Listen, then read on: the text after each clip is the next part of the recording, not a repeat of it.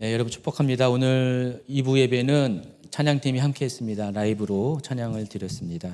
그래서 최소한의 인원으로 예배를 드렸지만은 어때요 여러분? 오전에는 녹화하고 오후는 라이브인데 녹화도 은혜가 되지만 라이브도 은혜가 되죠. 우리 라이브로 찬양할 때 하나님이 이렇게 우리에게 그 시간에 주시는 느끼게 하는 은혜가 있는 것 같아요. 그렇죠?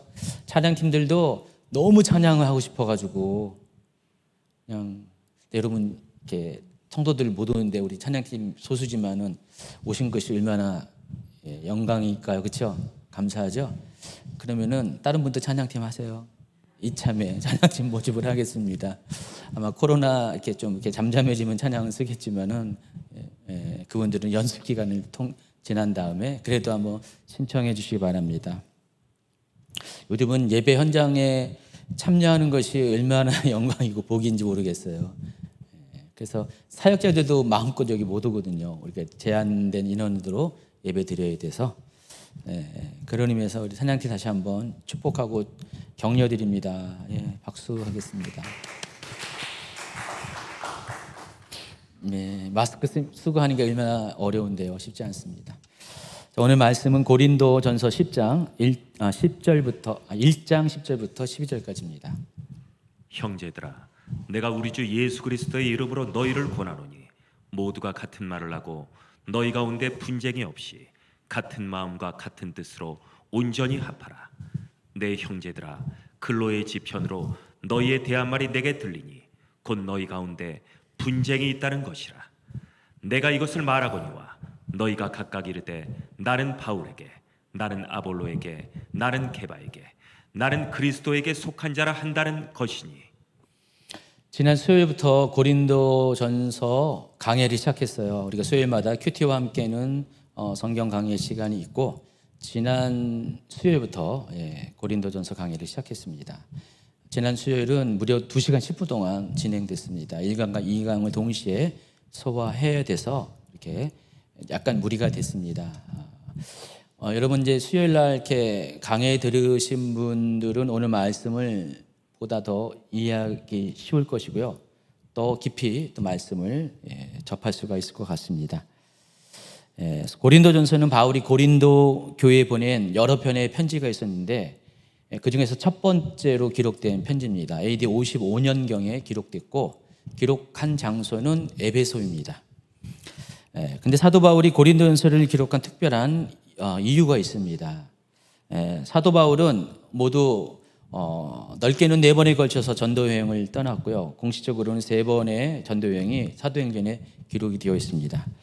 제2차 전도 여행 중에 그리스 지역을 대표하는 이 고린도를 방문했습니다. 그리고 그곳에 18개월 동안을 머물렀어요. 2차 전도 여행 기간이 AD 50년부터 52년까지 약 2년 정도의 시간이었는데 그 중에서 18개월을 고린도에 머물렀다는 것은 사도 바울이 고린도를 중심으로 그 지역, 고린도가 속해 있는 지역이 남부 그리스 지역이고 그때 당시 행정구역명은 아가야입니다. 이 아가야 지역의 중심 도시였었어요. 고린도가 인구가 한 75만 명 정도 되는 당시로서는 거대 도시였습니다.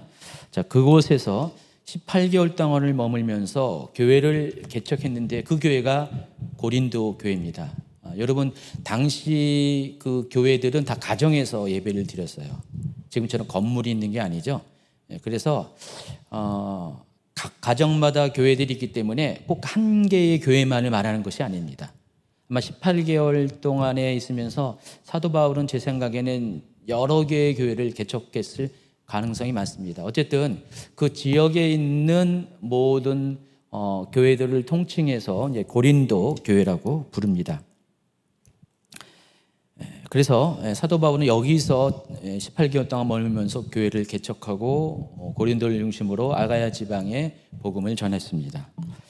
이후 사도 바울은 다시 파송지인 안디옥으로 돌아갔고요. 그 다음 해인 AD 53년부터 58년까지 약 5년 기간 동안에 3번째로 전도 여행을 하는데 이번에는 에베소를 중심으로 전도 선교를 합니다. 에베소는 소아시아 지역, 지금 터키 지역의 가장 융성했던 그런 도시입니다.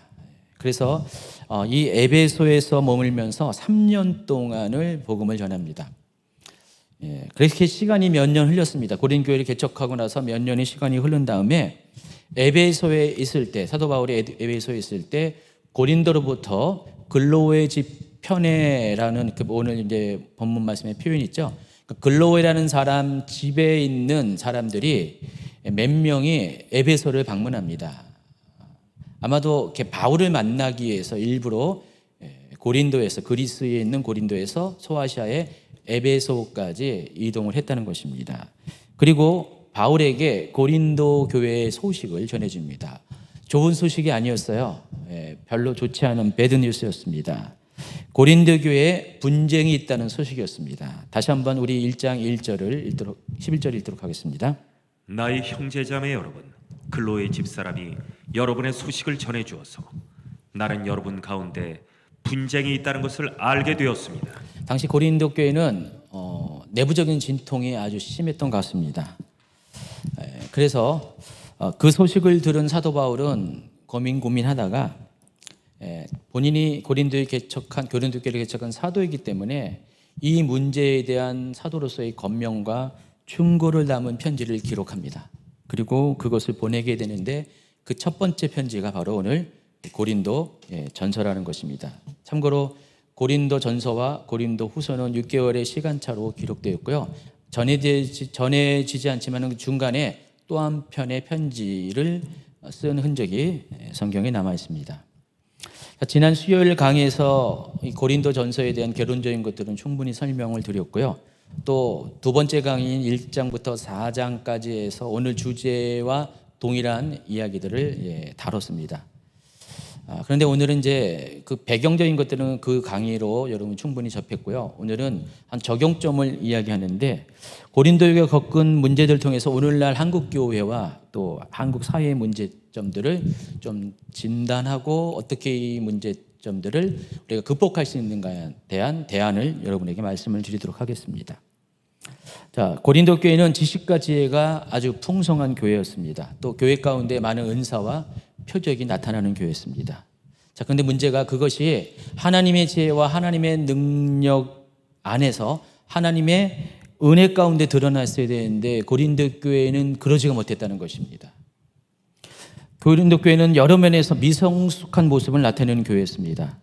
그래서 고린도 교회 성도 중에는 적지 않은 사람들이 여전히 육신에 속했고 세상적인 일을 도모하는 그런 사람들이 많이 있었습니다.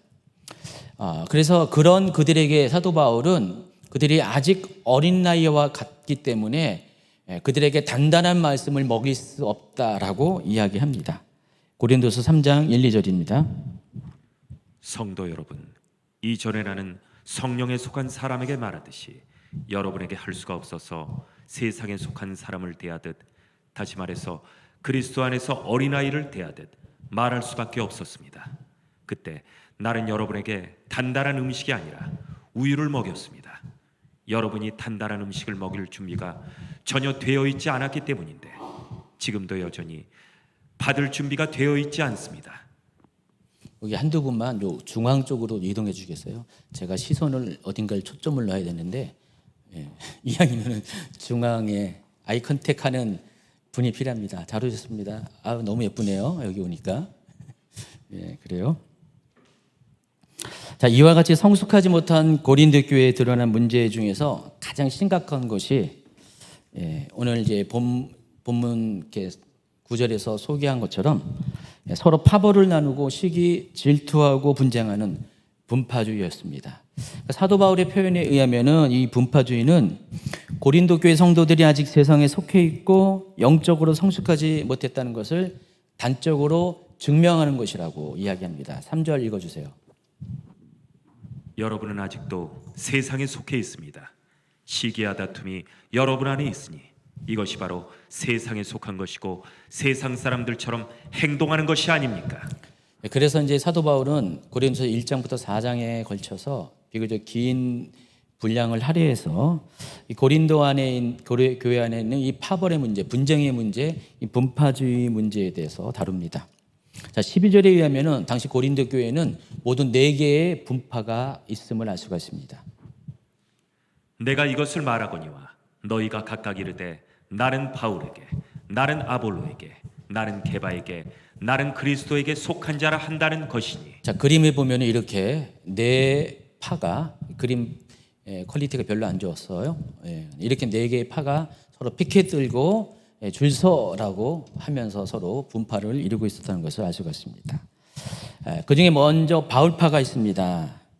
여러분, 바울파를 어떻게 이해하냐면은, 여러분, 바울이 고린도 교회를 개척한 개척자가 많죠.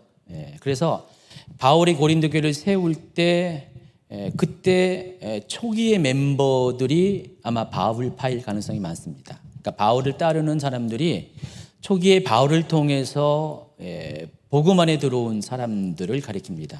18개월 동안 이제 사도 바울이 고린도 교회에 있을 때 계속 전도를 하면서 사람들이 이제 교회로 모이기 시작했고요. 바로 그때 초기의 멤버들, 이런 식으로 말하면은 개척 멤버입니다. 주임제 교회도 2010년에 개척해서 약 2년 동안을 서울 동작구 사당동, 정확하게는 이수사거리 쪽에 교회를 개척했습니다. 그때 수는 많지 않았어요. 우리 정식으로 등록한 사람들은 한 20명 그쪽 있었고, 또 나머지 분들은 왔다 갔다 하시는, 원래 개척교회는 왔다 갔다 하는 분이 항상 계시거든요. 그래서 한 20명 안쪽의 성도들이 초기 개척 멤버입니다. 바로 그와 같은 개척 멤버가 바울파라는 것입니다.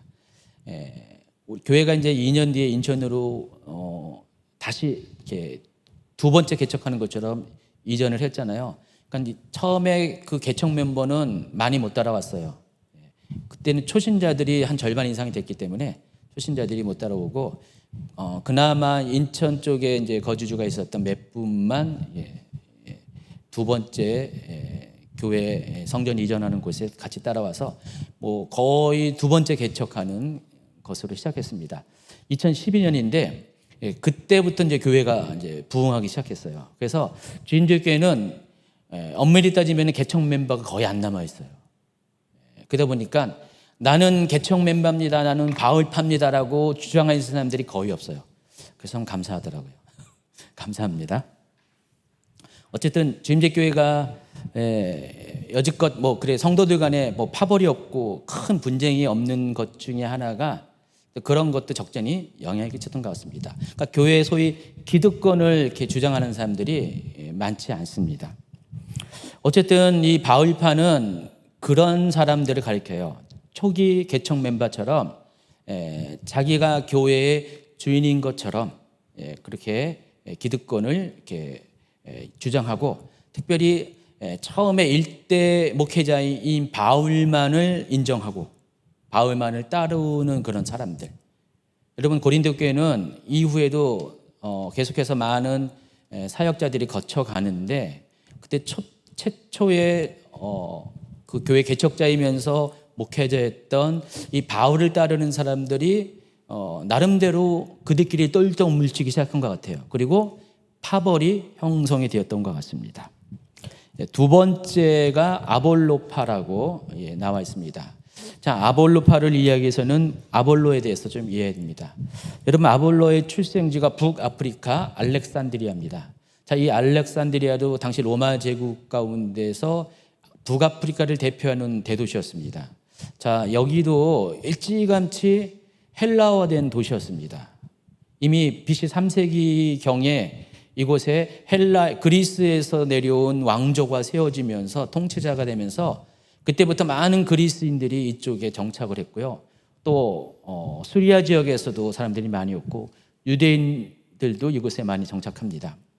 그리고 이제 로마 제국이 이 헬라 제국을 흡수한 이후에는 로마 사람들도 이곳에 정착하면서 사도 바울 당시에는 이 알렉산드리아도 굉장히 큰 도시였는데 이미 다인종 국가, 다문화 국가가 형성됐어요. 그래서 국제적인 도시가 됐습니다.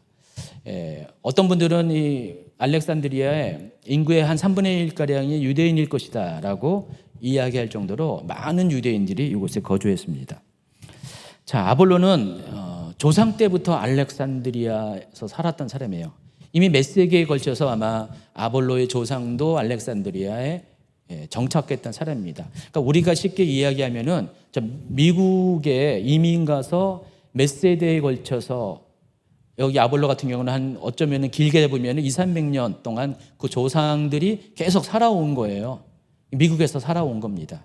요즘 같으면 200~300년 정도면은 웬만한 그런 민족들은 그냥 그 나라의 문화에 그냥 동화돼 버리는데, 여러분 유대인은 특별하잖아요. 어디에 있든 간에 유대인의 그 전통과 관습과 또 율법은 절대로 포기하지 않습니다. 그러다 보니까 아볼로는 굉장히 여러 가지 다양한 특징을 가진 사람이 됩니다. 일단은 유대인 그 유대적 배경에 아주 든든히 서 있는 사람입니다. 말씀도 율법도 성경도 많이 아는 박식한 사람이었고요. 또 헬라 문화, 그리스 문화에 대해서도 굉장히 익숙한 사람이라는 것입니다. 요즘 이게 우리 교포 중에 이런 분들이 좀 있잖아요. 한국적인 전통도, 한국적 문화도 기반도 아주 튼튼하고 한국 사람하고 별 차이도 없으면서 자기가 살고 있는 그 나라에서도 거기 문화, 거기의 언어도 아주 익숙한 사람들, 이중 문화를 다 섭렵하는 그런 사람들, 소수지만 있잖아요. 아볼로가 그런 사람이라는 것입니다. 더군다나 이 아볼로는요, 탁월한 웅변가였어요. 또 변증가였습니다. 그런 아볼로에 대해서 사도행전 18장 24절은 이렇게 소개합니다. 알렉산드리아에서 난 아볼로라는 유대인이 에베소에 이르니 이 사람은 언변이 좋고 성경에 능통한 자라.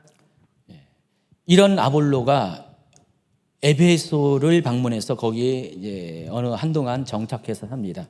근데 이때가 사도 바울이 고린도에서 사역을 마치고 이제 철수하고, 그때 고린도에서 이제 사도 바울이 이탈리아에서 온 폰투스 지방, 본도 지방에서 출생한 이 브루스길라와 아굴라와 만나거든요. 두 사람의 직업이 같아요. 텐트 메이커, 장막 짓는 사람입니다. 그래서 같이 동역하면서 고린도에서 있었는데, 그때 이제 바울이 철수할 때 브리스길라와 아굴라도 에베소로 이동을 합니다. 그래서 브리스길라 아굴라는 에베소에 살고 있었어요. 근데 그 아굴라가 알렉산드리아에서 그쪽으로 이사를 했다는 것입니다. 그리고 브리스길라와 아굴라를 헷갈리는 아굴라를 만나서 브루스길라와 아굴라를 통해서 예수님을 알게 됐습니다. 그리고 본격적으로 기독교인이 됐습니다. 그래서 그때부터 이제 아볼로는 원래 갖고 있는 두 가지 배경, 유대적 배경과 또 헬라적 배경 위에 기독교적인 배경이 덧붙이게 됩니다. 18장, 사도행전 18장 27절, 28절. 아볼로가 아가야로 건너가고자 하므로 형제들이 그를 격려하며 제자들에게 편지를 써 영접하라 하였더니 그가 가매 은혜로 말미암아 믿는 자들에게 많은 유익을 주니 이는 성경으로서 예수는 그리스도라고 증언하여 공중 앞에서 힘있게 유대인의 말을 이기미로라. 어느덧 이 아볼로는요, 그 믿음의 공동체 안에서 대단한 사람으로 성장을 했습니다. 탁월한 영향력을 끼치는 성경 교사로 성장을 했습니다. 자, 그 아볼로가 이제 다시 아가야 지방으로 옮겼어요. 고린도에 정착했을 겁니다. 그래서 고린도 교회에 갔을 때 그의 영향력은 상당했다는 것입니다. 그래서 고린도 교회에서 상당히 추앙받는 인물로 자리 잡게 됩니다. 자, 그때부터 문제가 생긴 거예요. 기존에 개척 멤버인 이 바울파가 고린도 교회에 있었는데, 이제 어쩌면은 두 번째 그 목회자일 수도 있어요, 아볼로가요. 제대로 된 이제 목회자. 그 아볼로가 고린도 교회에 왔을 때 고린도 교회 성도 중에서는 아볼로를 따르는 사람들이 많아지기 시작했습니다. 그래서 아볼로를 존경하고 또 아볼로처럼 닮아가기를 원하는 이런 사람들. 그러면서 또 하나의 파벌이 형성이 됩니다. 그게 바로 아볼로파. 나는 아볼로를 따른다라고 말하는 사람들이 생겨나기 시작했습니다. 아볼로파를 이룬 사람들의 특징은 당연히 아볼로의 여러 가지 면이 좋아서 아볼로 따르는 거잖아요. 자, 그렇다면은 그 아볼로의 특징을 좋아하는 사람들이 아볼로파예요. 자, 아볼로의 배경이 뭐라고 했어요? 유대적인 배경도 있고요. 특별히 아볼로는 헬라적인 그리스적인 배경이 많습니다. 여러분 그리스는 뭐가 유명하죠? 철학이 유명하잖아요. 그리스 철학이 유명하고 또 수사학이 유명합니다. 말 잘하는 이게 유명합니다. 토론을 많이 하잖아요. 그래서 이 아볼로가 그런 사람이었어요. 그리고 헬라 사람들 그리스 문명은 지식과 지혜를 굉장히 추구하는 문명이었습니다. 그러다 보니까 아볼로파의 특징은 뭘까요?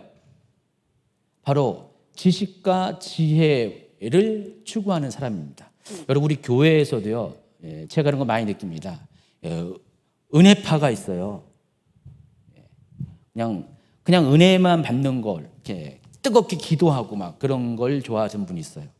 근데 어떤 사람들은 아주 탁월하게 잘 이렇게 정비된 그런 말씀을 좋아하는 분들이 있어요. 우리 교회도 최은혜 목사님이 제가 서로 많이 상당히 다르잖아요. 특징이 많이 달라요. 그래서 최은영 목사님의 말씀을 좋아하는 사람이 있고요. 그리고 제 말씀을 좋아하는 사람도 조금은 있어요. 있습니다. 그러다 보니까 실은 이제 말은 안 해도 최은영 목사님 파, 김기호 목사님 파가 어떻게 보면은 있어요. 근데 우리 교회는 그런 것으로 인해서 문제가 생기거나 뭐 분쟁이 있거나 뭐 그런 사람 없어요. 오히려 많은 거의 대다수 성도님이 저희 부부가 다른 걸 너무 좋아해요. 달라서 너무 좋아요. 하면서 여러분들 그렇잖아요.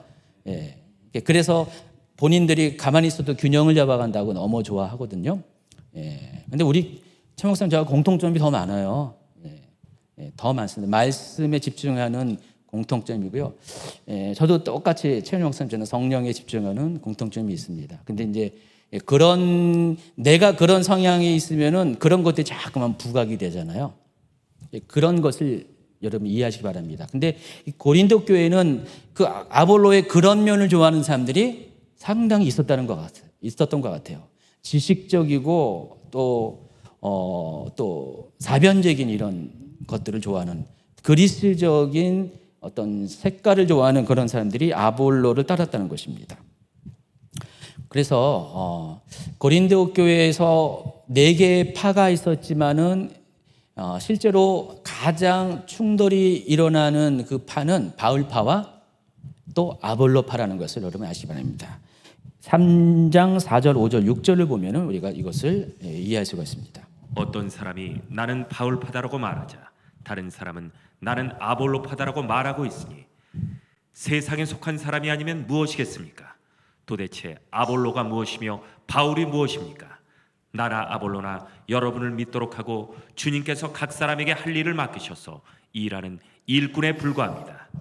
나는 씨앗을 심었고 아볼로는 물을 주었으나 자라게 하시는 분은 하나님이십니다. 실제로 이 분쟁의 원인은 두 파일 가능성이 굉장히 큽니다. 그런 당사자인 아볼로나 바울은 나를 따르는 파벌이 있다는 것을 크게 생각도 안 했고 어쩌면 알지도 못했어요. 지금 바울도 에베소에 있을 때 그 소식을 처음 이렇게 듣게 됐거든요. 그 정도로 당사자들은 상관이 없는데 따르는 자들이 문제였다는 것입니다. 실은 이 사람들 속에 있는 내면에 있는 자기의 성향들을 누군가가 대변해 준 사람을 찾은 것뿐이에요. 그래서 바울과 아볼로가 거기에 낙점이 된 것뿐입니다. 어쨌든 이 당사자들의 의사와는 별개로 고린도 교회는 각각 바울과 아볼로를 따르는 파벌들이 형성되었던 것이 사실입니다. 세 번째 파가 있는데 게바파입니다. 여러분 게바는 베드로를 부르는 이름이죠. 근데 게바와 베드로는 뜻이 다른 게 아니에요. 똑같아요. 모두가 반석이라는 뜻입니다.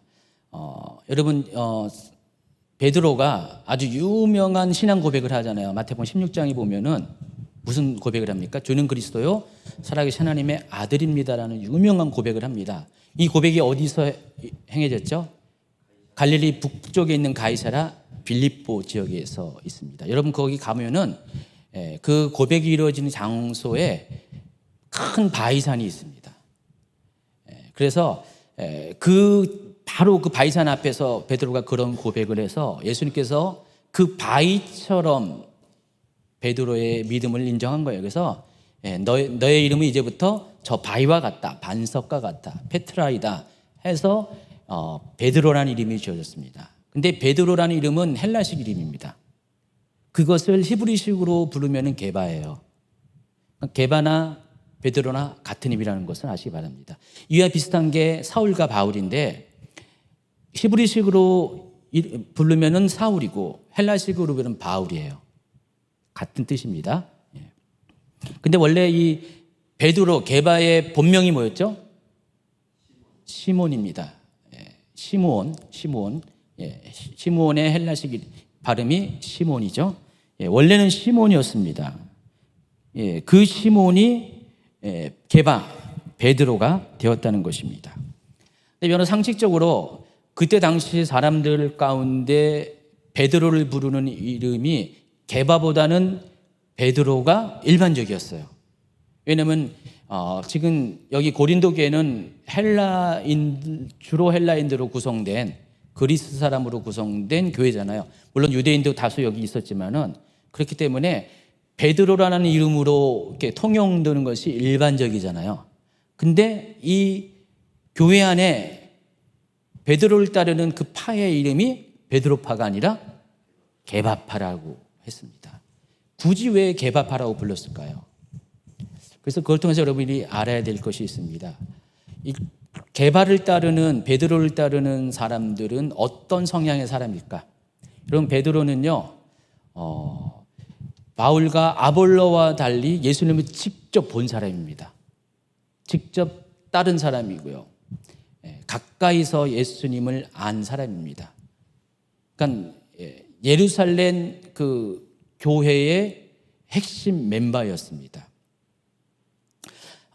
그리고 그 말이 의미하는 것은 유대적인 전통과 밀접한 사람이었습니다.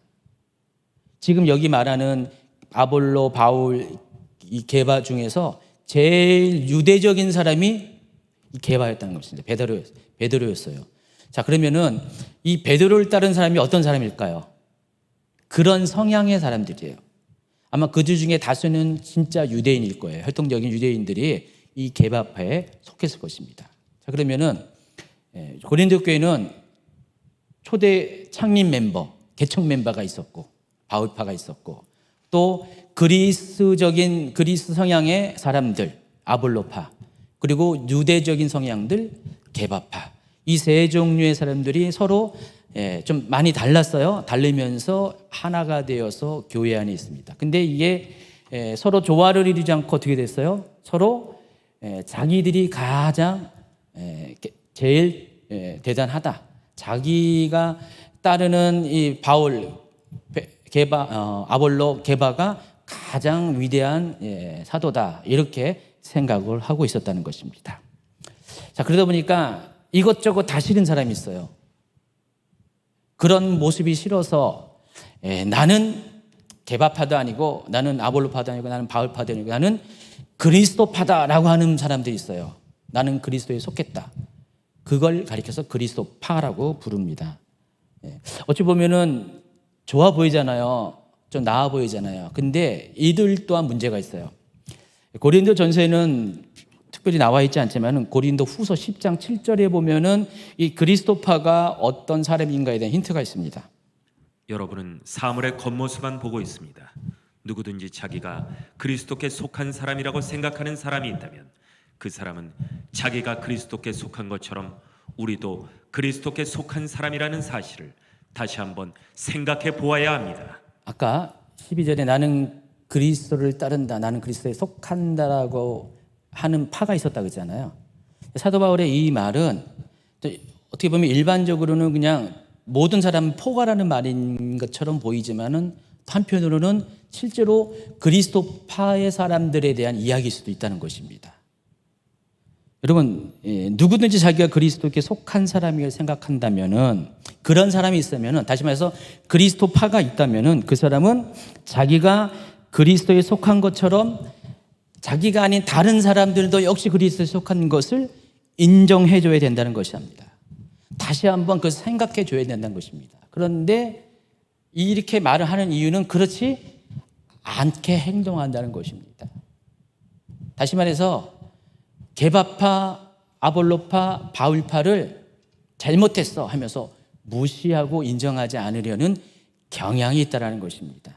자기들만이 진짜라고 생각하는 경향이 있다는 것입니다. 그럼 결국은 이 그리스도파도 네 번째 파벌로 존재한다는 사실을 아시기 바랍니다. 이게 당시 고린도 교회에 있는 실제적인 분쟁의 상황이었습니다. 너무나 심각했기 때문에 이것을 두고 볼 수 없어서 근로의 집에 있는 몇 사람이 고린도에서 에베소까지 일부러 찾아와서 사도 바울에게 이 문제에 대해서 보고를 했습니다.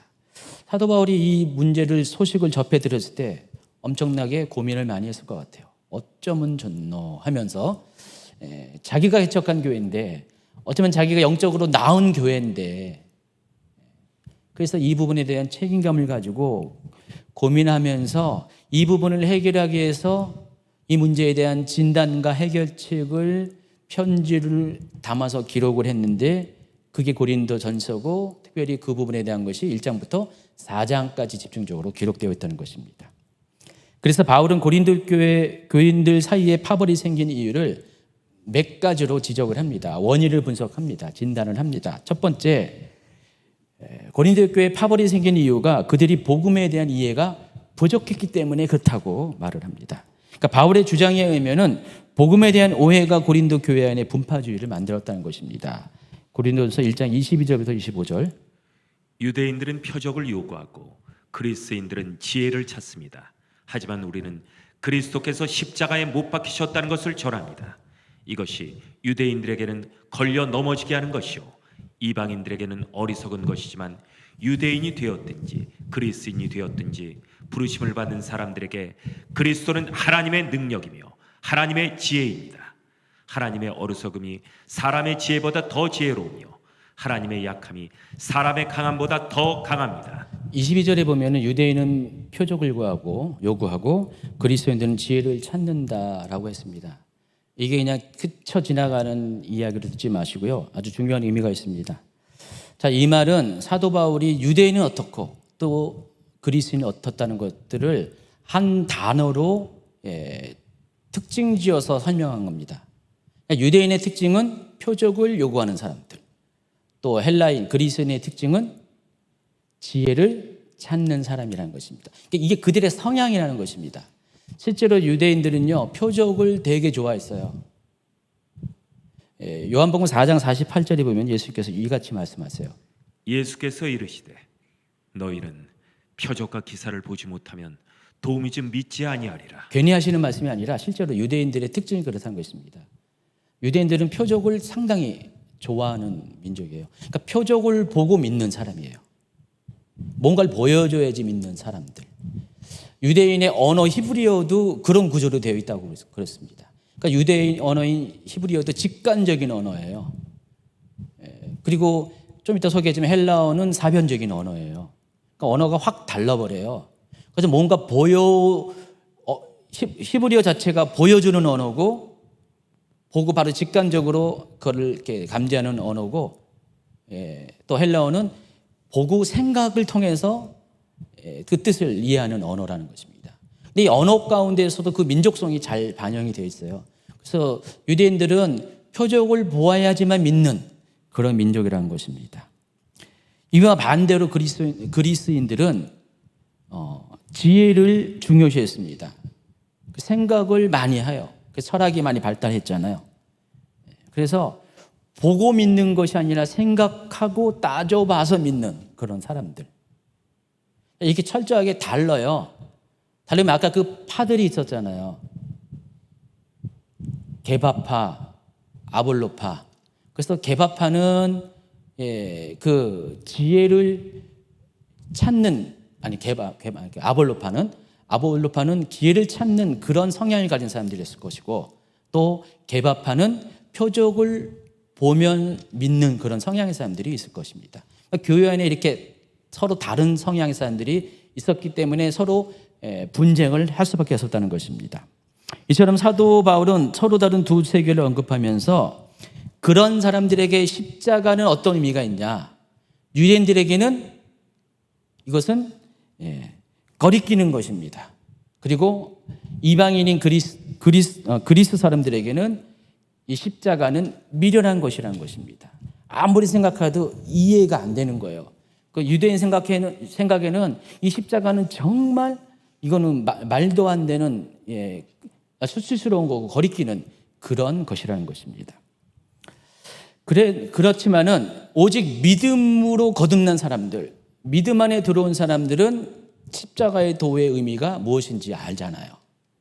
그러니까 하나님을 모르는 사람, 예수님을 모르는 사람에게는 유대인들에게는 십자가는 거리끼는 것이고 수치스러운 것이고 또 이방인들에게는 이것이 어리석은 것이지만은 십자가 복음을 제대로 이해하는 사람들은 그 사람이 출신 배경이 어떻든 간에 유대인이건 이방인이건 상관없이 십자가는 하나님의 능력입니다. 십자가는 하나님의 지혜입니다. 십자가는 하나님의 은혜로 말미암니다는 그런 고백을 하는 것이라는 것입니다. 그게 십자가를 아는 사람, 십자가 복음을 아는 사람들이 생각하고 말하는 고백의 내용이라는 것입니다. 그런데 그럼에도 불구하고 교회 안에 여전히 그런 기준이 아니라 세상의 표적과 지혜를 구하는 사람이 있다면은 그걸 가지고 시시비비를 따지고 믿음의 척도를 따지는 사람이 있다면은 그 사람들은 아직 십자가 복음의 의미를 제대로 이해하지 못한 사람이란 뜻입니다. 그 결과 십자가의 도인 사랑과 긍휼과 용서 대신 자기들이 추구하는 표적과 지혜를 따라서 모든 것들을 판단하고 또 상대방을 인정하거나 인정하지 않고 그래서 시기하고 질투하고 배척하는 행동을 하고 있다는 것입니다. 사도 바울은 첫 번째로 이걸로 지적합니다. 왜 고린도 교회 안에 분쟁이 있냐? 왜 파벌이 있냐? 그들이 아직 제대로 십자가 복음을 이해하지 못했기 때문에 십자가 복음의 핵심인 그 하나님의 사랑을 또 용서를 이해하지 못하기 때문에 그들이 이와 같은 행동을 한다고 지적을 합니다. 두 번째는 그들이 아직 성령의 사람이 아니고 육에 속한 사람이기 때문에 그렇습니다. 고린도서 2장 12, 13절. 우리가 세상의 영을 받지 아니하고 오직 하나님으로부터 온 영을 받았으니 이는 우리로 하여금 하나님께서 우리에게 은혜로 주신 것들을 알게 하려 하심이라. 우리가 이것을 말하거니와 사람의 지혜가 가르친 말로 아니하고 오직 성령께서 가르치신 것으로 하니 영적인 일은 영적인 것으로 분별하느니라. 육에 속한 사람, 육신에 속한 사람의 특징은 그리스도의 마음을 알지 못하고 알 수도 없다는 것입니다. 왜냐하면 그리스도를 알게 하시는 분은 성령님이세요. 여러분 십자가 그 사건 자체가 영적인 사건입니다.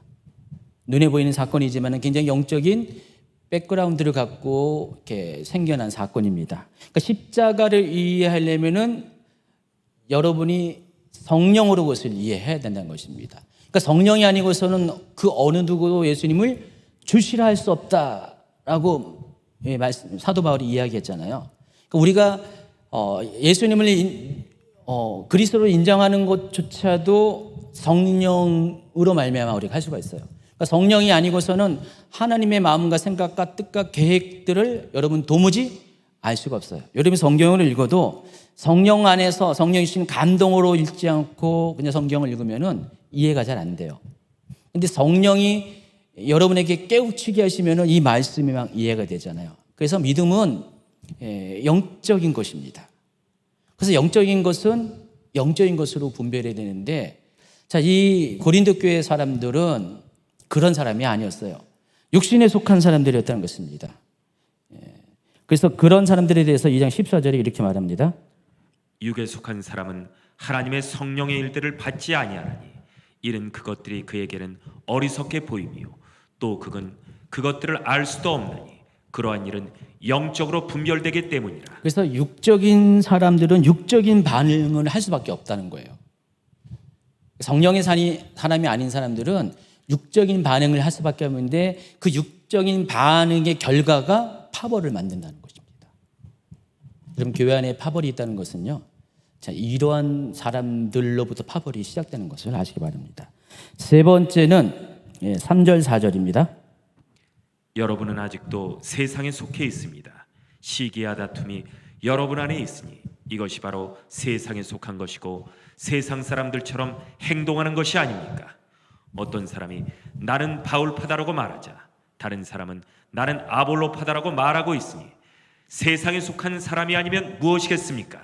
지금 사도 바울은 의문문을 사용해서 어떤 사람은 나는 바울파다, 어떤 사람은 나는 아볼로파다라고 말하고 했는데 세상에 속한 사람이 아니고서는 이런 말을 하지 않는다는 것입니다.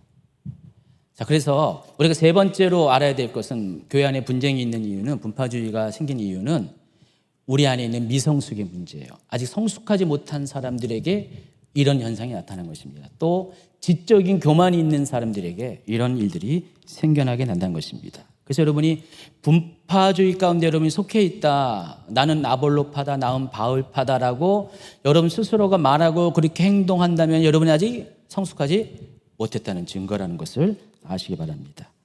대략적으로 이 세 가지의 이유를 통해서 고린도 교회 안에 파벌이 생긴 거예요. 분쟁이 생겼다는 것입니다. 자, 그런데 이 같은 현상이 과연 고린도 교회만의 문제일까요? 그렇지는 않습니다. 정도에 따라 차이가 있을 뿐이지 당시 1세기의 교회 안에도 이런 일이 있었고요. 또 그 이후의 역사 가운데도 이런 일이 있었고 오늘날도 이런 일은 모든 교회 가운데 충분히 존재할 가능성이 있다는 것입니다. 우리가 주의하지 않으면은, 우리가 조심하지 않으면 늘 언제나 교회는 이런 분쟁이 있을 수밖에 없다는 것입니다.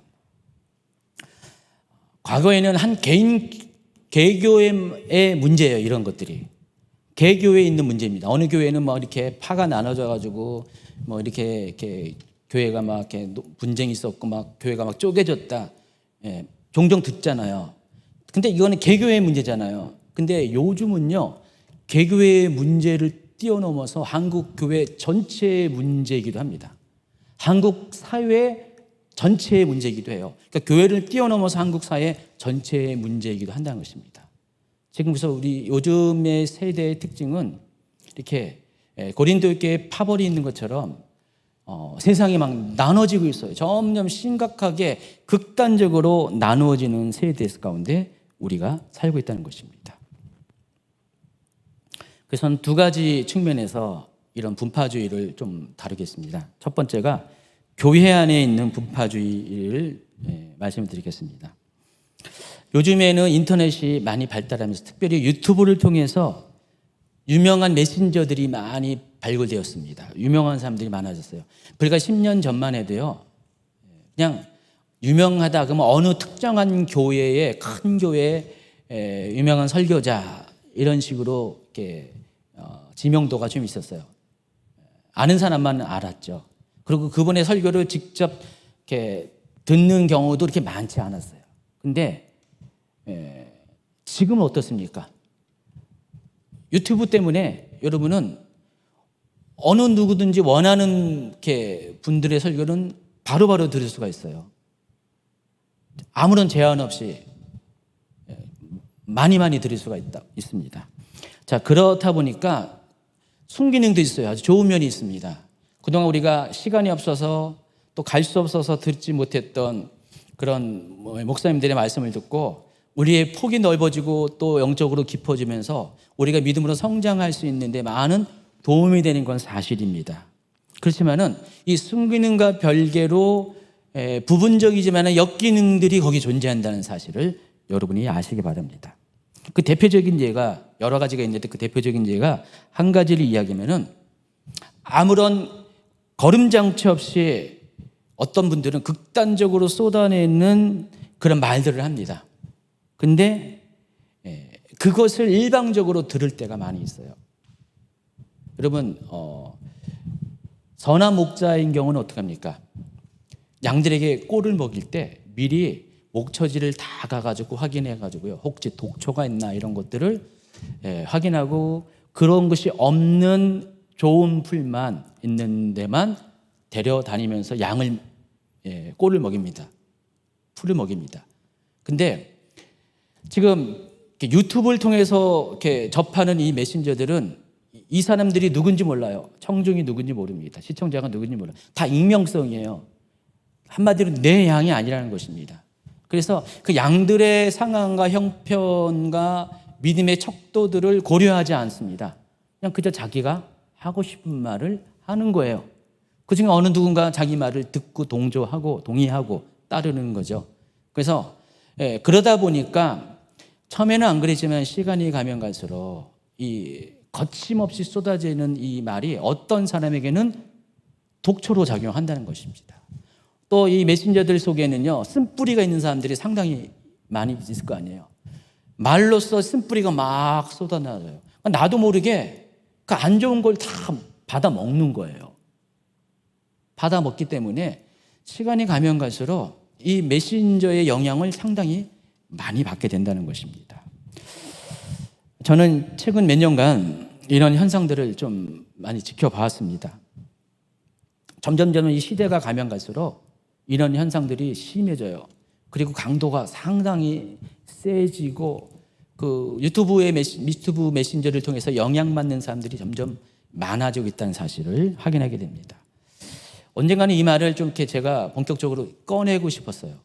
이 부분에 대한 문제점들을 이야기하고 싶었는데 몇 번의 시도는 했었어요. 근데 조금이라도 얘기를 하면은 일부의 사람들이 너무 예민하게 반응하는 거예요. 아주 그냥 예민하게 반응해가지고 막 삐지고 토라지고 뭐 난 교회 안 나오겠다 뭐 그런 사람도 생기고 막 그래요. 그러다 보니까 저도 불편한 거예요. 불편해서 조금 얘기를 꺼내다가 얘기를 안 하고 몇 년의 시간이 지났습니다. 그런데 시간이 흐르다 보니까 사람들도 이런 경험들을 많이 하다 보니까 나름대로 어떤 그 조정 기간을 겪은 것 같아요. 그러다 보니까 이제 많은 분들이 유튜브의 메신저들이 어떤 분이 정말 이렇게 좋은 꼴을 먹이고 어떤 분들이 또 섞여 있는 꼴을 먹이는 것들을 좀 분별할 수 있는 그런 좀 시기가 이제 도래한 것 같아요. 그래서 나름대로 이제는 이제 사람들이 이제 분별이 가능한 그런 시즌이 됐어요. 대부분의 사람들의 말은 어떻게 되죠? 말의 열매로 드러나게 되어 있습니다. 처음에는 몰랐다가 시간이 흐르잖아요. 몇 년의 시간이 흐르면은 사람들이 알 사람은 다 알아요. 근데 참 그러다 보니까 하나님이 그런 사람들을 정리해 주시더라고요. 그래서 몇 년 동안 갑자기 유튜브를 통해서 이렇게 주목받던 메신저들이 어느 날부터 주목받지 못하고 사라지고 영향력이 줄어들고 뭐 심지어는 욕먹기도 하고 막 그런 식으로 점점 그런 현상들이 이제 자리 잡게 됩니다. 그러면서 저 또한 이제는 좀 말해야 되겠다라는 생각을 많이 했습니다. 그래서 여러분이 이제 자기도 모르게 이렇게 잘못 접하게 되고 영향을 받고 있는 특별히 그리스도의 몸인 교회를 분열시키는 그 일부 유튜브의 메신저들을 분별하는 법을 좀 아셔야 돼요. 제가 몇 가지로 정리했습니다. 첫 번째가 그런 분들은 대개 자신의 주장이 100% 옳다고 스스로 생각해요. 착각에 빠져서 자기의 주장은 옳았다고 생각하는 분이 있어요. 여러분 이런 사람들의 이야기에 대해서는 여러분 좀 신중히 들으셔야 돼요. 권면하기를 이런 부분이 너무 강한 분들은요 웬만하면 듣지 않으시면 좋겠습니다. 당부를 합니다. 그래서 이런 분들의 특징은 생각이 다른 사람들에게 굉장히 판단과 정죄의 말을 아주 쉽게 한다는 것입니다. 입의 언어가 굉장히 거칠고요, 공격적이고 독설적이고요, 쓴뿌리가 막 뿜어나오는 독 묻은 화살이 막 나오는 이야기들을 한다는 것입니다. 그분이 하나님 말씀을 안 하는 거 아니에요. 하나님 말씀을 해요. 근데 하나님 말씀 속에 좋은 꼴도 많이 있는데 그 중간중간에 독초들을 섞어가지고 사람들에게 먹인다는 것입니다. 이런 사람들은요 참 희한하죠. 아주 강하고 자극적인 걸 되게 좋아해요. 센 사람들을 좋아합니다. 사람들의 심리가 그런가 봐요. 그래서 처음에는 막 그렇게 강한 사람들 메시지 들으면은 약간 퀘스천을 했다가 계속 듣다 보면은 거기에 빠져들어가요. 그리고 그렇지 않은 메시지는 시시해. 재미가 없어. 그러다 보니까 더 자극적이고 더 강하고 그런 것들을 자꾸만 찾아 듣게 됩니다. 그러다 보면은 그 메신저도 그런 회중에 반응해가지고 본인도 그렇게 돼요. 어느 정도 시간이 흐르잖아요. 따르는 자들이 많아지잖아요. 펠로우들이 많아지면은요. 그때부터는 자기도 모르게 교만이 생기게 됩니다. 그래서 어느덧 무례해져요. 그리고 아주 급해집니다.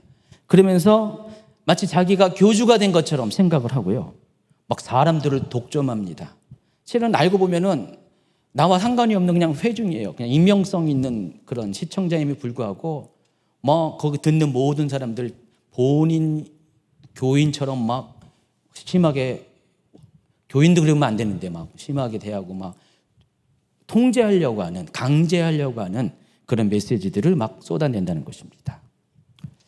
자, 이런 현상을 통해서 말하는 자와 따르는 자가 하나의 연합을 이루게 되면은요, 그때부터 파벌이 생기는 거예요. 그러니까 교회 안에서 생기는 게 아니라 인터넷상에서, 유튜브상에서 그런 현상들이 생긴다는 것입니다. 이게 지금 여러 사람들이, 그런 사람들이 지금 한국에 존재합니다. 그러다 보니까 이 사람에 대해서 누군가 이건 좀 잘못했어, 이거는 좀 뭔가 우리가 걸러야 돼 하고 좀만 해도 좀 약간의 불편한 말을 하잖아요. 거기 속해 있는 사람들, 다른 사람들은 난리가 납니다. 옛날에 어느 분이 이렇게, 그런 분 한 분이 이렇게 쫙 이렇게 영상 올렸어요. 근데 사람들이 전부 다 그냥 내가 봐도, 아마 여러분이 봐도 객관적으로 보면은 이건 좀 문제가 있는데 라고 생각하는 메시지를 막 전했는데, 거기 따른 댓글들을 보니까 전부 다 그분을 막 칭송하고 거의 찬양 수준으로 막 좋은 얘기를 막 해요. 근데 어떤 분이 그분의 잘못된 점을 그냥 객관적으로 비난하는 것도 아니고 딱 지적했더니 벌떼처럼 달려들어가지고 막 공격을 하는 것입니다. 이런 일들을 보면서 제가 많이 충격을 받았습니다. 받으면서 참 지금 이런 일들이 많이 일어나고 있다는 사실을 여러분 아마 인정할 겁니다. 이게 오늘 교회 안에 있는 그 개교회를 넘어서 한국교회 전체적인 면에서의, 특별히 인터넷상에서 있는 분파주의입니다. 각각 다 사람들의 메신저의 성향이 다르다 보니까 거기에 맞는 펠로우들이 이렇게 붙으면서 이렇게 분파주의가 생기면서 교회가 지금 나눠지고 있어요. 옛날에는요, 큰 교회, 오프라인으로 달려가서 만날 수 있는 큰 교회 목사님들이 권위가 있었어요. 나름대로 종교적인 기독권이 있었습니다. 근데 지금은 그런 분 크게 중요하지 않습니다. 인터넷 안에서 팔로우들이 얼마나 많냐, 다른 자들이 얼마나 많냐가 중요해요. 구독자가 얼마나 많냐, 조회수가 얼마나 많냐가 그 사람의 메신저의 권위를 나타내는 기준이 되고 있어요. 시대가 그렇게 바뀌어 나가고 있다는 것입니다. 근데 이게 선한 영향으로 끼치되면 너무 좋은데, 이분의 문제가 있을 때는 이 사람 속에 있는 어떤 온전치 못한 것과 쓴뿌리가 있고 또 독화살과 같은 것이 있으면은 이것을 먹는 사람들은요, 어느 순간에 똑같아진다는 사실 아세요? 그 메시지를 듣잖아요. 그럼 똑같아져요. 그래서 이런 분들의 이 메시지를 듣다 보면요, 사람이 변해요. 처음에는 안 그랬는데 굉장히 싸나워지고요, 굉장히 조급해지고요, 굉장히 분노를 가슴에 담고 살고요. 전에는 안 그랬는데 막 변해요. 막 저 깜짝깜짝 놀랐어요. 전에는 저분 저런 분이 아니었는데 어느 분한테 막 침체해가지고 거기에 집중하다 보니까 똑같아지는 거 있잖아요. 말하는 것도 똑같고 언어도 똑같고 행동도 똑같고. 그래서 제가 굉장히 충격을 받았습니다. 어쨌든 하나님이 이런 것들을 알게 하셨고 이제는 많이 드러나게 하면서 이제는 많은 분들이 그전처럼 맹목적으로 따르는 건 아니에요. 이제는 그런 분들에 대해서 맹목적으로 따른 건 아니고 이제 많이 이제 정리가 되고 있습니다. 근데 하나님께서 우리에게 이런 것들을 허락하시면서 또 이런 것 통해서 이 분파주의, 이 파벌들이 생겼지만은 이 부분에 대해서 하나님이 어떻게 대하실 것인가에 대해서 이렇게 말씀하십니다. 고린도서 3장 11절부터 15절까지. 이 닦아둔 것 외에 능히 다른 터를 닦아둘 자가 없으니 이 터는 곧 예수 그리스도라. 만일 누구든지 금이나 은이나 보석이나 나무나 풀이나 짚으로 이 터 위에 세우면 각 사람의 공적이 나타날 터인데 그날이 공적을 밝히리니 이는 불로 나타내고 그 불이 각 사람의 공적이 어떠한 것을 시험할 것임이라. 만일 누구든지 그 위에 세운 공적이 그들에 있으면 상을 받고 누구든지 그 공적이 불타면 해를 받으리니 그러나 자신은 구원을 받되 불 가운데서 받은 것 같으리라. 자세한 설명은 수요일 강의를 참조하시고요. 자, 이걸 한마디로 이야기하면 그런 것입니다. 지금 이제 고린도 교회의 경우는 사도 바울을 통해서 터가 닦아졌죠. 근데 그 터는 예수 그리스도라고 했습니다. 사도 바울이 교회의 기초를 세웠어요. 근데 그 뒤부터 사도 바울 뒤로 여러 사람들이 다녀가면서 각각의 하나님이 주신 은사대로 고린도 교회에 하나님의 일들을 펼칩니다. 아마도 사도 바울 다음에 영향을 준 사람이 아볼로일 것입니다. 또 다른 사람들이 계속 영향을 줬겠죠. 근데 이러한 그 각각의 사역자들에 대해서 하나님께서 그들의 사역을 평가를 할 때가 온다는 것입니다. 언제냐? 마지막 때가 되면은, 심판의 때가 오면은, 여러분, 불이 임하면 어떻게 됩니까? 불이 닿는 모든 것들은 다 타버리게 되죠. 근데 보통 풀이나 나무나 이런 것들은 다 타버릴 것입니다. 그런데 정말 정금과 같은 그런 것들은 어떻게 해요? 타버립니까? 오히려 더 순금이 돼버리죠. 더 정결한 것이 되죠. 지금 그와 같은 설명을 하고 있는 것입니다. 그래서 이들이 어떻게 했던 것은 하나님이 결국은 심판하실 것이고 하나님이 그 사람이 잘하고 못한 것들을 판결하시겠다는 것입니다. 그래서 이제 사도 바울이 이 이야기를 하면서 하고 싶은 말이 그거예요. 우리가 누가 잘났고 누가 못났고 누가 위대하고 누가 좀 그렇고 그렇기 때문에 나는 이 사람을 따르고 난 저 사람을 안 따른다라는 그런 모든 파벌적인 생각들을 그렇기 때문에 갖지 말라는 것입니다. 그 모든 권한은 하나님께 있고 하나님이 때가 되면은 그렇게 행하시기 때문에, 그러니까 하나님이 때가 되면은 문제가 있는 사람들은 하나님이 낮추시고 가라앉게 하시고 퇴장시킨다는 것입니다. 근데 그렇지 않은 사람, 선한 영향을 끼친 사람은 하나님 계속해서 존속하게 하실 거고 더 빛나게 하실 것이라는 것입니다. 그렇기 때문에 우리가 우리 스스로 누군가를 심판하는 것이 아니라 어떤 사역자를, 메신저를 판단하는 것이 아니라 그게 이제 파벌이거든요. 그 모든 것들을 하나님께 위임하고 우리는 그 안에 있는 그 파벌의 흐름에서부터 우리는 스스로 낮아지기를 부탁하는 이야기라는 것입니다. 고린도서 3장 16, 17절도 이런 말씀을 하고 있습니다.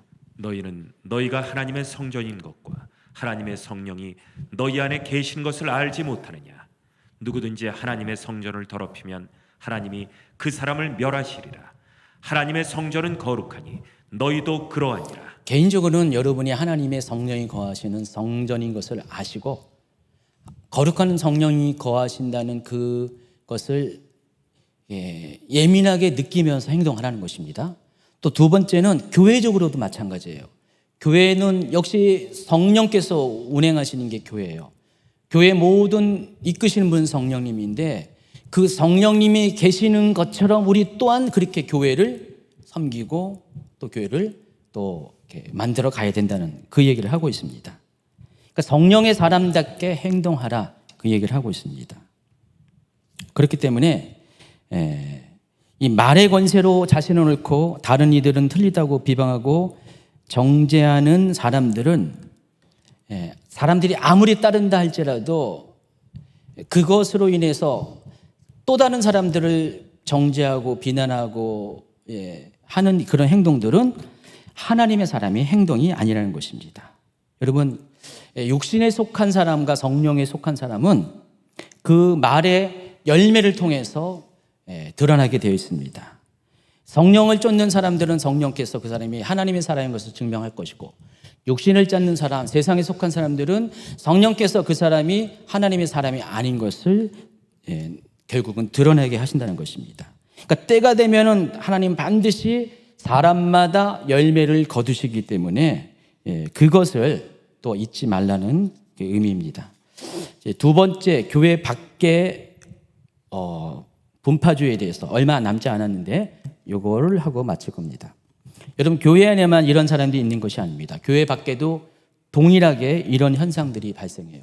여러분, 굳이 제가 정치권 얘기를 안 해도 여러분 알 사람은 다 알겠지만은 요즘 사회 현상이 어떻습니까? 극단적으로 나눠져 있어요.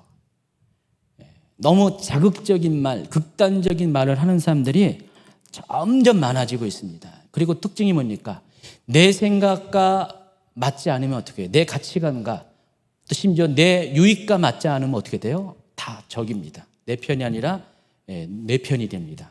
그래서 편을 가르고 서로 비방하고 정죄하고 자중한 죽이기까지 해야지만은 직성이 풀릴 수 있는 그런 현상들이 많아지고 있다는 것입니다. 교회적인 현상이 아니라 지금 그치는 것이 아니라 전 사회적으로 이런 현상들이 일어나고 있다는 것입니다. 저는 이 모습을 보면서 이 시대가 두려워졌어요. 이 시대가 과연 어느 시기까지 왔길래 사람들이 이렇게 싸나워졌는지, 이렇게 무정해졌는지, 이렇게 잔인해졌는지를 생각해 보았습니다. 그럼 디모데후서 3장 1절부터 5절까지 한번 읽어주세요. 너는 이것을 알라. 말세 고통하는 때가 이르러 사람들이 자기를 사랑하며 돈을 사랑하며 자랑하며 교만하며 비방하며 부모를 거역하며 감사하지 아니하며 거룩하지 아니하며 무정하며 원통함을 풀지 아니하며 모함하며 절제하지 못하며 사나우며 선한 것을 좋아하지 아니하며 배신하며 조급하며 자만하며 쾌락을 사랑하기를 하나님을 사랑하는 것보다 더하며 경건의 모양은 있으나 경건의 능력은 부인하니 이 같은 자들에게서 네가 돌아서라. 말세에 고통하는 때가 온다 그랬어요. 그러니까 마지막 때가 고통의 때가 오는데 그때 나타나는 현상이 이렇게 쭉 열거됐는데, 특별히 3절 밑줄 친 데를 보세요. 무정하며 원통함을 풀지 아니하며 모함하며 절제하지 못하며 사나우며. 제가 밑줄 친 이 항목들을 쭉 보면은 여러분, 요즘 시대가 그렇다는 것에 동의가 되지 않습니까? 지금 우리 한국 사회의 모습이 이래요. 정말 무정합니다. 원통한 것을 풀지 않고요, 모함하고 절제하지 못하고 사나운 이 세대가 지금 이런 세대예요. 지금 우리가 여기까지 왔다는 사실을 기억하셔야 된다는 것입니다. 이 사회가 지금 그래요. 그래서 이것 때문에 지금 사회가 막 나눠지고 있다는 것입니다. 그렇다면 우리가 이런 세대에 살면서 이 문제에 대해서 아파하고만 있어야 됩니까? 방치해야 됩니까? 아닙니다. 이 부분에 대해서 우리가 역할이 있다는 것입니다. 기독교인으로서. 오늘 이제 본문의 1장 10절은 이미 결론을 이렇게 이야기하고 있습니다. 형제들아, 내가 우리 주 예수 그리스도의 이름으로 너희를 권하노니 모두가 같은 말을 하고 너희 가운데 분쟁이 없이 같은 마음과 같은 뜻으로 온전히 합하라. 결론은 여기 내려놓고 문제 제기는 뒷절부터 쭉 하고 있거든요. 이미 결론은 나와 있어요. 우리가 이런 문제를 해결할 수 있는 방법은 같은 말, 같은 마음, 같은 뜻으로 온전히 합하라는 것입니다. 이렇게 여러분, 색깔 다르잖아요. 모양이 다 다른 퍼즐인데 그럼에도 불구하고 합치라는 것입니다. 온전히 합치게 되면 어떻게 해요? 하나의 작품이 생겨난다는 것입니다. 자, 우리가 이제 명제는 그런데 그다음 과연 어떻게 해야지 이것이 가능할까? 답은 무엇일까? 이렇게 된 당위성은 아는데 어떻게 해야지 우리가 같은 마음, 같은 뜻으로 온전히 합칠 수가 있을까? 답은 쉽습니다. 오늘 이렇게 분파주의가 생긴 세 가지 원인의 거꾸로만 하면 돼요. 이 장면이 원인이죠. 그러면 이게 답입니다. 복음에 대해서 바른 이해를 가지면 됩니다. 사람들이 왜 나눠졌습니까? 복음을 잘 모르기 때문에 그래요. 복음의 의미가 뭔지 모르기 때문에, 십자가가 뭔지를 모르기 때문에, 여러분, 십자가는 하나님의 긍휼의 폭입니다. 여러분을 향한 하나님의 긍휼의 폭이 십자가예요. 그래서 십자가는 전제가 하나님의 사랑입니다. 또 십자가의 하나님의 사랑과 동전의 양면이 공의잖아요. 그래서 하나님은 사랑하기 때문에 공의로 우리를 심판하신 것입니다. 공의로 심판하시지만은 긍휼 있는 심판을 하신 것이에요. 그게 십자가예요. 이 의미를 여러분이 제대로 이해하라는 것입니다. 두 번째가, 우리가 파벌이 나누고 서로 미워하고 정죄하는 이유는 성령에 속한 사람이 아니기 때문에 그래요. 성령에 속한 사람이 아니면은 반대로 육신에 속한 사람, 세상에 속한 사람, 더 심하면은 악한 영에게 영향을 받는 사람이라는 것입니다. 교회를 다녀도 그렇다는 것입니다. 그래서 여러분이 이 분파주의를 극복할 수 있는 것은 여러분이 성령에 속한 사람이 되어야 한다는 것입니다. 늘 성령이 생각나게 하시는 것으로 생각하고, 성령이 말하게 하시는 것, 성령이 행하게 하시는 것들을 행동하도록 하다 보면은 여러분 속에 있는 이 파벌이 사라지고 시기와 질투와 분쟁과 미움이, 무정함이 사라지게 된다는 것입니다. 마지막으로, 여러분이 미성숙해서 생긴 문제이기 때문에 성숙한 믿음으로 나아가야 된다는 것입니다. 여러분, 성숙한 사람의 특징은 뭐죠? 겸손합니다. 온유합니다. 긍휼에 풍성한 사람이 되고요. 성령의 열매들, 예수님의 성품들이 그 삶 가운데 품어져 나오게 됩니다. 여러분, 이 세 가지 어려운 겁니까? 어렵지 않습니다. 이 세 가지가 부족했기 때문에 고린도 교회는 분쟁이 있는 교회가 됐는데, 여러분이 이 세 가지를 참전케 온전히 채워가면은 이게 하나님의 뜻인데, 여러분이 속한 작은 공동체부터 해서 한국교회 전체, 이 대한민국 전체가 온전히 합한 그런 세상으로 바뀌게 된다는 것입니다. 그 선택이 여러분에게 있고, 그렇게 할 수 있는 것도 여러분밖에 없다는 사실을 분명히 인지하시기 바랍니다. 우리 주님제국교회뿐만 아니라 한국교회 모두가 이제는 더 많이 사랑하길 바랍니다. 세상은 싸우라고, 서로 경쟁하라고, 또 무정하라고 이 상황이 사람들이 우리를 몰아가더라도 우린 그럼에도 불구하고 끝까지 더 사랑하고, 끝까지 온유하고, 끝까지 긍휼함을 통해서 그리스도의 성품이 여러분 가운데 드러나는 아름다운 성령의 열매를 맺는 저와 여러분 되기를 예수님을 축원합니다.